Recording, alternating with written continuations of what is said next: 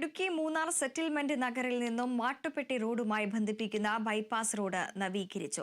നവീകരിച്ച റോഡിന്റെ ഉദ്ഘാടനം MP അഡ്വക്കേറ്റ് ഡീൻ കുര്യാക്കോസ് നിർവഹിച്ചു. മൂന്നാർ പഞ്ചായത്തിന്റെ പ്ലാൻ ഫണ്ടിൽ നിന്നും 10 ലക്ഷം രൂപ വകയിരുത്തിയാണ് റോഡ് നിർമ്മാണം നടത്തിയത്. പ്രദേശവാസികളും വിനോദസഞ്ചാരികളും ഒരുപോലെ ഉപയോഗിക്കുന്ന റോഡാണ് മൂന്നാർ സെറ്റിൽമെന്റ് നഗറിൽ നിന്നും മാട്ടുപ്പെട്ടി റോഡുമായി ബന്ധിപ്പിക്കുന്ന ബൈപ്പാസ് റോഡ്. ഏറെ നാളുകളായി ഈ റോഡ് തകർന്നു കിടക്കുകയായിരുന്നു. ഗ്രാമപഞ്ചായത്ത് അംഗം മാർഷ് പീറ്ററിന്റെ നേതൃത്വത്തിൽ മൂന്നാർ പഞ്ചായത്തിന്റെ പ്ലാൻ ഫണ്ടിൽ നിന്നും 10 ലക്ഷം രൂപ വകയിരുത്തിയാണിപ്പോൾ റോഡ് നവീകരണം നടത്തിയിട്ടുള്ളത്. നവീകരിച്ച റോഡിന്റെ ഉദ്ഘാടനം MP അഡ്വക്കേറ്റ് ഡീൻ കുര്യാക്കോസ് നിർവഹിച്ചു.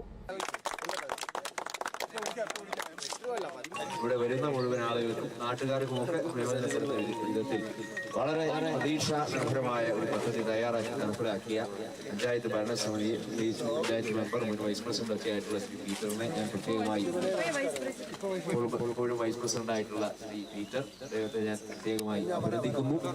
മറ്റു കാര്യങ്ങളിലേക്ക് കടക്കുന്നില്ല. നിങ്ങളുടെ സന്തോഷത്തിൽ പങ്കുചേരുക എന്നത് മാത്രമാണ് ഞാൻ ഉദ്ദേശിച്ചത്.